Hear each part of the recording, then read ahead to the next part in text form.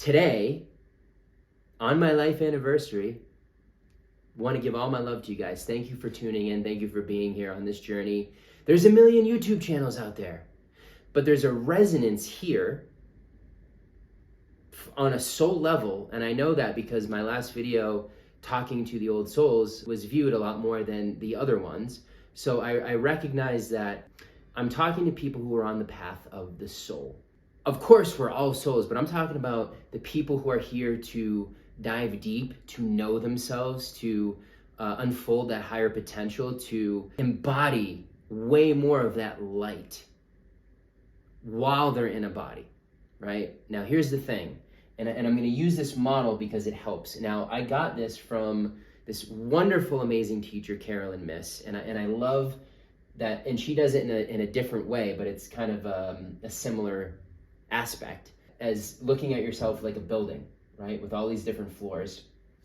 And the reason I make this a visual is because, my friends, God, it's an exciting time. I know it seems crazy. There's a lot of chaos. There's a lot of, my ears really ringing right now. Keep going, it says. So we are in this lifetime here to be a generation, multiple generations, where we are purging survival programming. We are coming out of the root chakra consciousness where the energy was trapped, right? We've had so many lifetimes where we had to be in that. It's part of the evolutionary process. We got the heightened amygdala that's like always on alert, looking for threats in the outer environment. We don't really have to deal with that anymore, right? Especially here, if you're watching from the US or from Europe or a more developed country, that's taken care of, those external threats. So now it is on us to do the work to raise our consciousness out of the basement floor, the root chakra, which people could call hell, and I have it written down here. It might be a little bit small, but if you can see it, this is self-preservation, right? You're locked into me, my problems, my life. What am I gonna do? How am I gonna fix this? And this is your lower animal nature, right? Where it's fixated on your primal needs, right? It's sex, it's food, it's body consciousness, it's material world focus. You're caught in the Maya when you're down here. When your awareness is there, you're caught in the Maya, in the illusion where you lose your sense of truth that you're an infinite soul having a temporary journey, and this body is a nice little rental car, nice little vehicle to have this experience that you will have to one day let go of. Now, that can be hard for people, right? Because that fear of death, that sense of like, well, if I'm not my vessel, if I'm not my body, like, who the fuck am I, right? And although I will say for many of you watching, conceptually that you're a soul having a temporary experience, like that, right? But yet, you still find yourself living down here, right? So like, that's poverty consciousness. You're disconnected from your soul. There's not a lot of light going on. You're in a constant state of fight or flight. And because of that, you're in this perpetual loop of problem consciousness. Now, the problem with that is that you can't solve anything from there, right? You gotta raise up and get your awareness to solution consciousness, because here you're just circling and you're trying to fix it, as we all know that line, from the level of the problem. There's no solution there. It's, if anything, maybe a band-aid, temporary band-aid.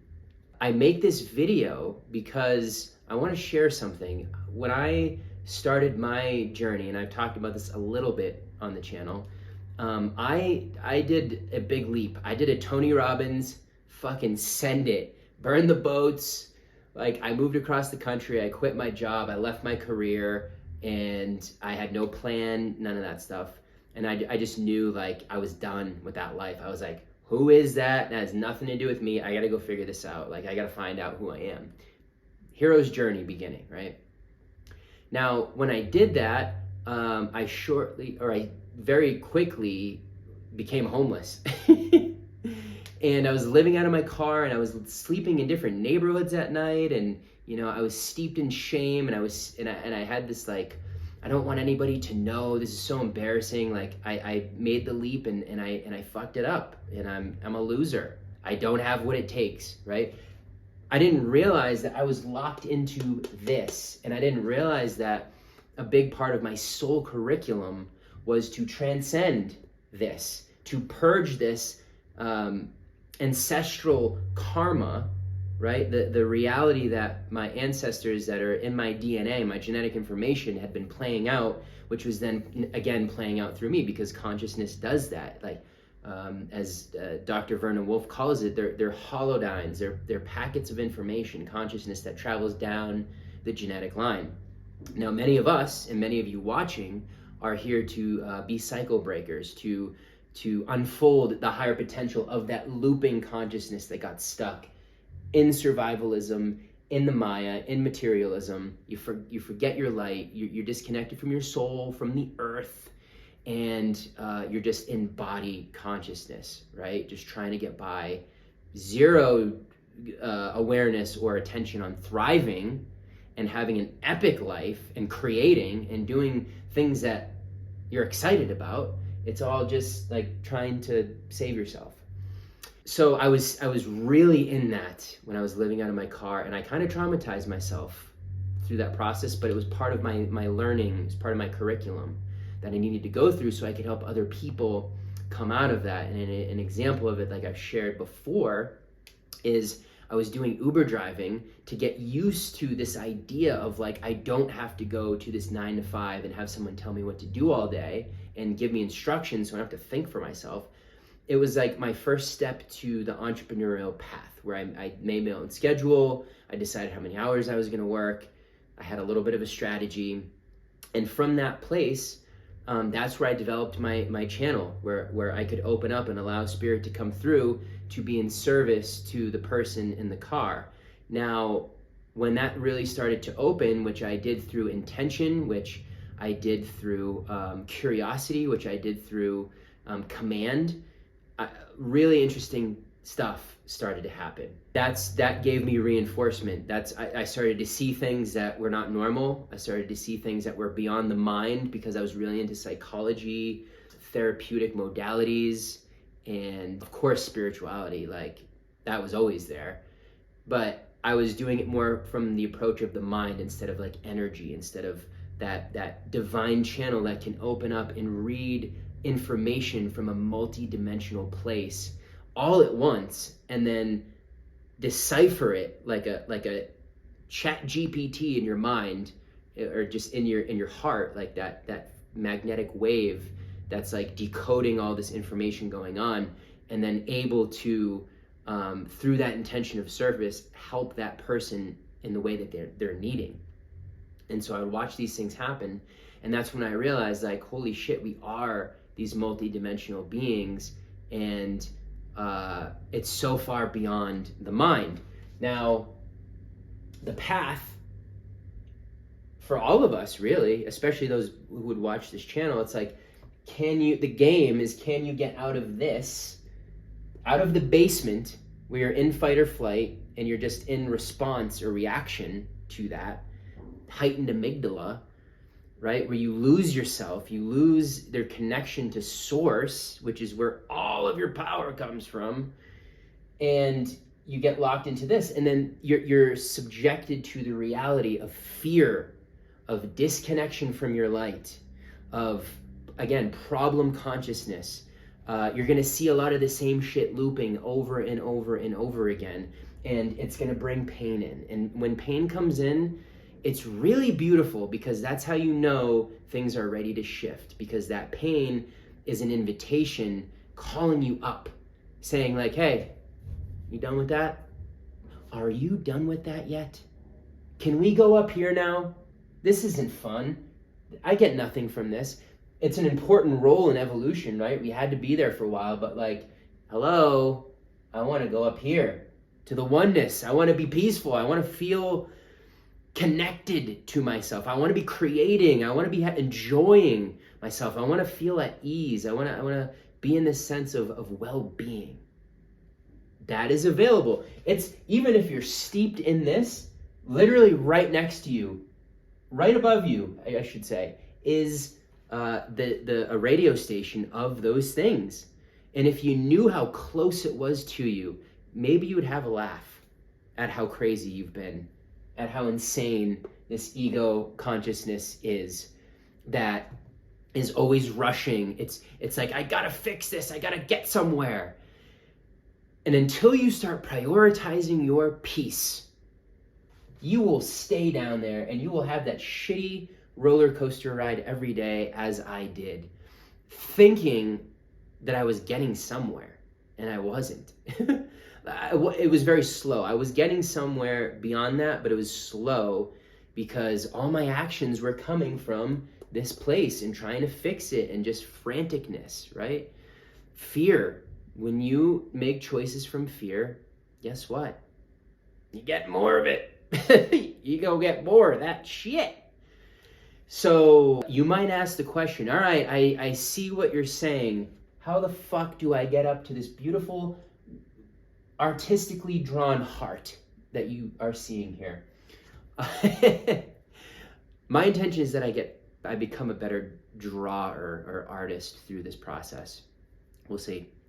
But you get the point, and that's all that matters. So here's the thing, right? And I said this to a client earlier that I was working with, and I love making videos after I have a session because I'm in that frequency where my channel is still open, and I love to share that. So down here, you are trying to avoid pain. You're trying to avoid things that are uncomfortable. You're trying to run away from things that look like a threat, right? There's zero creative life force going on. There's zero sense of, what do I enjoy? What would be an epic life? What would be something that I feel excited about to move towards? There's moving towards, and then there's avoiding. And this becomes very unconscious, the avoidance, right?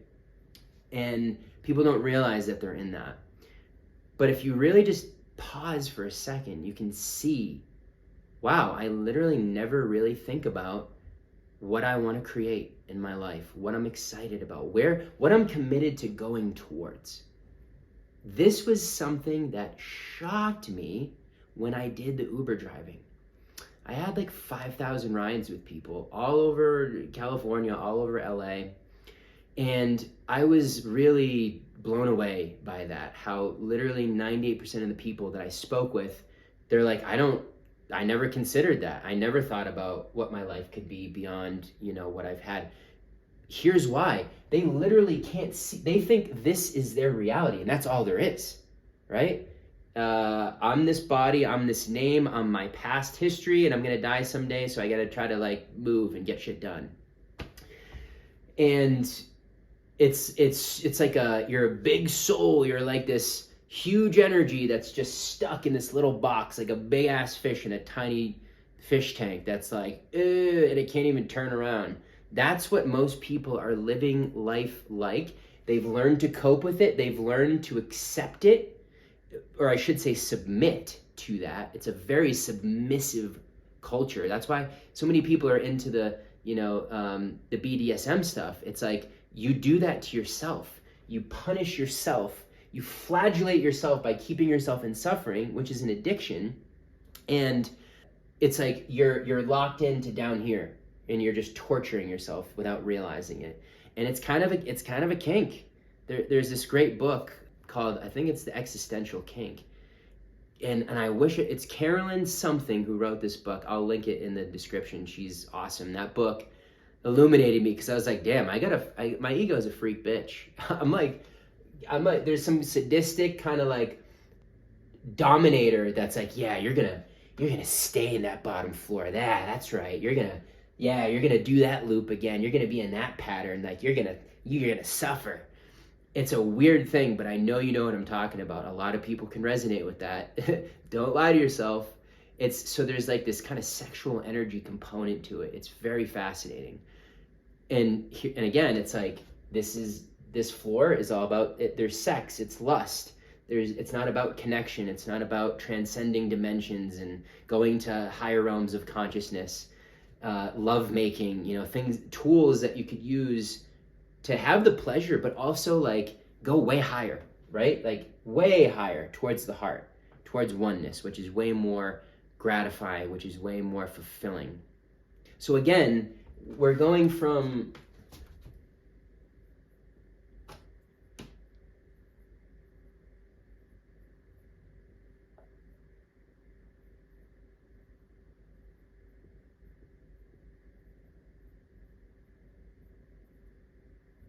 commitment to extraordinary life. My handwriting is just as good as my art, just so and you can see that. So you're moving from the avoidance place to commitment to an extraordinary life. I remember when I first heard that from an amazing teacher, Peter Crone, and that's what it is, right? It's like instead of avoiding, instead of just getting by, self-preservation, staying in survival. Now you're moving, your creative life force energy is moving. Your attention is going towards, what would I like to create?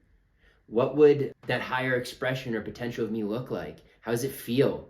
What would I be up to? What would I be doing? How would it feel like in my body to live as that? Smiling more, engaging with life, talking to more people, spreading the light, having fun, being curious, checking out different stuff, like things like that. What do I want to? How do I want to express myself? What would I like to create while I'm on this earth plane? How do I want to dance? Is a cool way to put it. So when you start putting your attention that way, that is one step towards lifting yourself out of, again, the ground floor, the chaos, the noise. It's crowded, there's smog, everyone's rushing around, right? And then as you go up the floors, you get the higher perspective where you can see things for what they are. You're no longer in the weeds, tangled up in your old shit. Remember, folks, this isn't an easy curriculum. We're purging out thousands of years of survivalism, right? This is a big deal. And it takes a lot of courage, and it takes a lot of presence with you. It takes a level of intimacy where you can soothe that part of you, that ego consciousness, which you could say is the wounded inner child, the wounded adolescent that was trying to deal with shit that was crazy and intense and didn't know how, so it tried to figure out ways. That part of you, when that gets triggered, can you have the space and the awareness to see it not as you, but to recognize that it's that ego identity, that little you, and soothe it, reparent it, encourage it. This is true integration. This is how you start to go up them steps towards the heart. That part of you's got to feel safe. You don't fight it and go to battle with it and try to kill it. You integrate it. And this was something I struggled with for a while. To me, it was like this battle.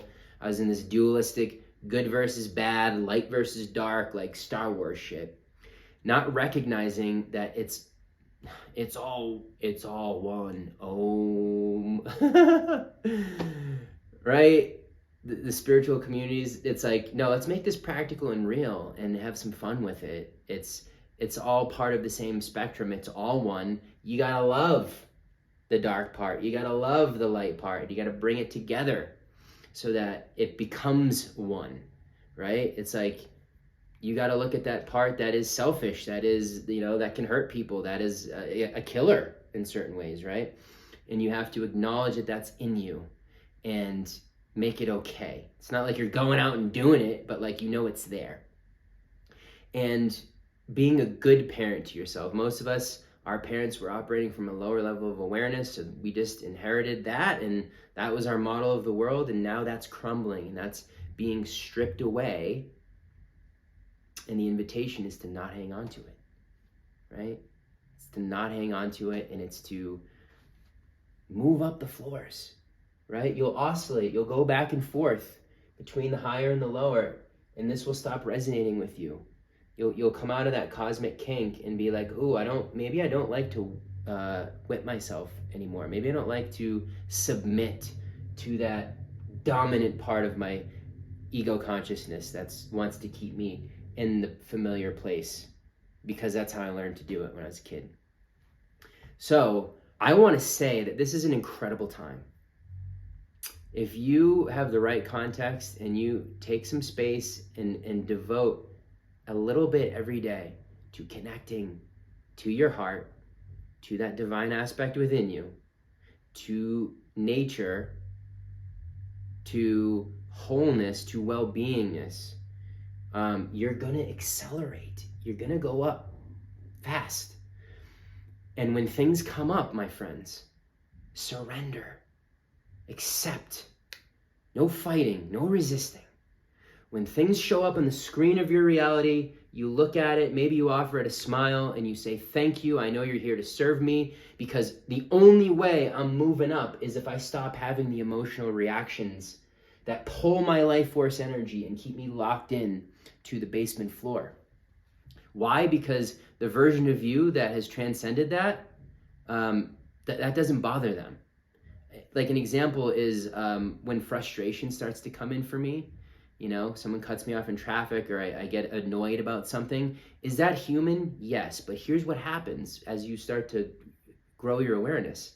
A little voice comes in to that part of you that's like, oh, and it's like, hey, that doesn't make sense. We don't do that anymore. Not from a shameful place, but it's just like, hey, bro, why would we waste our energy on that? Why would we give our attention to that? Why would we knowingly allow frustration to take over and identify with that? We're losing energy. That doesn't make sense. We're trying to increase our energy, right? So it becomes this thing where you're like, oh yeah, in the moment, that doesn't make sense. Why would I do that? Why would I get pissed about this thing?